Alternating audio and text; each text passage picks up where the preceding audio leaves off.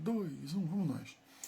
Eu tenho feito uns vídeos sobre por que as pessoas de 30 anos não se protegem securitariamente. Os motivos é que elas não veem, provavelmente elas não veem por que gastar um determinado dinheiro numa proteção. Talvez tenha sido o momento da vida delas que elas se acham imortais, Highlanders, ou acham os custos dos seguros muito caros ou desnecessários, porque elas não têm no entorno delas essa cultura, principalmente aqui no Brasil, onde a gente é um país assistencialista, na mão do governo. Então a gente começa a ter também pouca divulgação nos meios, ou nos filmes, nas novelas, nas propagandas, ou então toda a propaganda de seguros normalmente é feita com uma família andando assim num campo, dizendo que você vai ter um problema breve, o que é verdade. Então, Cis, o que a gente pode pensar aqui? Como vender para uma pessoa de 30 anos e como mostrar para ela que o seguro é absolutamente necessário. Que o seguro faz parte. Você pode pensar o seguinte: eu tenho 30 anos, estou trabalhando, consigo sair, consigo ir para balada, até. Tenho meu segurinho de carro, porque é um patrimônio que culturalmente as pessoas compram, porque sempre foi um principal bem. Depois a gente tem um seguro de vida, que não é comum para as pessoas comprarem, não é comum para as pessoas adquirirem como uma pessoa que tem 30 anos. Síndrome de Highlander. Não sei nem se uma pessoa de 30 anos sabe o que é um Highlander. Não sei. Até porque eu tenho 60. Quando tinha 30 anos, era mais ou menos o que eu pensava. Mas não posso falar muito sobre isso, porque eu trabalhava numa seguradora, então eu tinha uma determinada formação diferenciada sobre investimentos e sobre seguros. Então a gente fica pensando aqui, por que uma pessoa de 30 anos compraria um seguro de vida? Ela não vislumbra ao seu redor.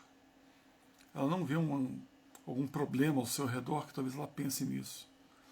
Até porque você muda muito de cabeça com um seguro de vida quando você se casa, quando você tem um filho, quando a sua questão de mortalidade é questionada, quando você tem uma criança.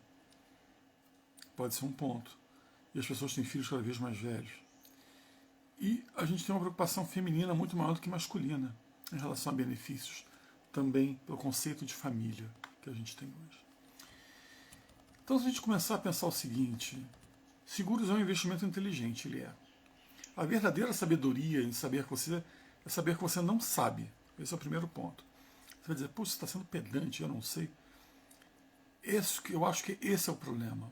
A gente não está acostumado sobre isso. A gente tem que reconhecer que o futuro ele é absolutamente incerto e a melhor maneira que você tem de se garantir uma tranquilidade é com seguro de vida. Um pacote de segurança com previdência, por exemplo, um pacote de segurança com seguro de saúde. Porque no último relatório da ANS, que saiu agora dia 2, ele mostra alguns dados que são interessantes. Primeiro, a gente voltou a passar de 50 milhões de pessoas protegidas pelo Sistema Nacional de Saúde Suplementar, o que é muito bom. Mas ele mostra também um envelhecimento, o que é muito ruim. Porque os gastos dessas pessoas são muito mais elevados. Aí a gente pode começar a alegar o seguinte, que empresas de nicho cresceram na pós-pandemia, que os planos coletivos por adesão aceitam pessoas mais velhas, com valores menores, que essas pessoas migraram para poder ter uma proteção, mas as pessoas de 30 anos não, começaram a diminuir. E a gente tem esse funcionamento como uma ponta que é extremamente interessante. Por que essas pessoas não se protegem? Você vai pagar uma taxa muito mais barata, colocar uma importância segurada que você vai receber caso te aconteça alguma coisa, mesmo em vida, muito mais alta, e a partir daí você faz cálculos como se fosse uma atividade financeira, porque é uma atividade financeira. Se você começar a pensar em gastos médicos de uma pessoa de 30 anos, vamos começar a pensar assim, você tem os fatores como sua condição de saúde, histórico médico pessoal, estilo de vida, região onde você mora, e você pode ter alguns gastos médicos. O problema é que é exatamente o teu entorno de informação. Se eu não tenho informação que as pessoas usam ou precisam usar, eu acabo transformando isso em uma despesa. Se eu pago R$ 500 por mês num plano de saúde, são 6 mil reais por ano. Esses 6 mil reais por ano eu posso consumir em outra coisa. Então 6 mil reais por ano podem ser 6 garrafas de um bom champanhe numa balada, podem ser 100 drinks, gin com alguma coisa em outra balada, pode ser uma entrada num novo carro, só que você continua não colocando a sua proteção. Então, como é que fica essa história? Uma consulta médica, em geral, pode custar entre 100 e 500 reais. Tranquilo. Isso sem falar nas pessoas que têm médicos classe A, custam 700, 800, 1.000, 2.000, 3.000. Mas em média entre 100 e 500 reais. Uma clínica popular custa 120. Você vai falar, poxa, mas eu vou fazer um médico. O problema não está como a gente chama de sinistro em pé, quando a pessoa está em pé. É quando ela vai para internar. Porque sofreu algum acidente. Porque ela foi numa balada, bebeu, bateu de carro, foi parar no hospital. Foi porque ela bebeu demais, está passando mal, foi no hospital no meio da noite, porque ela está com uma ressaca muito grande, não sabe o que fez, porque estourou o fígado pelo excesso de consumo de álcool. Foi porque ela foi no churrasco num sábado, mandou uma quantidade absurda de gordura e foi parar num pronto-socorro. Foi porque ela foi no jogo de futebol, comemorou loucamente com seus amigos e tomou cerveja. A gente não foi desenhado para beber cerveja, amigo. E a gente só gosta de cerveja por causa do lúpulo. Estava pensando nisso. O que o lúpulo te agrega? A gente também tem os exames laboratoriais, os exames de sangue, radiografia, uma série de outros exames. Uma brincadeira dessa custa mais 50 a 500 pratas. E os medicamentos. Os medicamentos hoje, mais que tem os genéricos, os específicos são muito caros. Você pode precisar ter linhas de desconto para esse tipo de coisa. Então, se você precisar ter algum procedimento médico, um valor, pensando simplesmente, vai de 10 a 300 mil. Uma conta simples. Sem contar a internação, dependendo do padrão médico que você queira. Porque se você for depender do SUS, que é o principal vendedor da saúde suplementar, você pode esperar 6 meses para um exame, 1 ano para uma internação, dependendo da localidade. Então, a gente está falando de valores que são estimativas. Enquanto isso, a gente começa a pensar que você tem que pensar num pacote de proteção de como você pode seguir e tratar isso melhor. Então, vamos voltar aqui. Por que uma pessoa de 30 anos não compra? Me explica. Você que tem 30 anos, me dá uma ligada.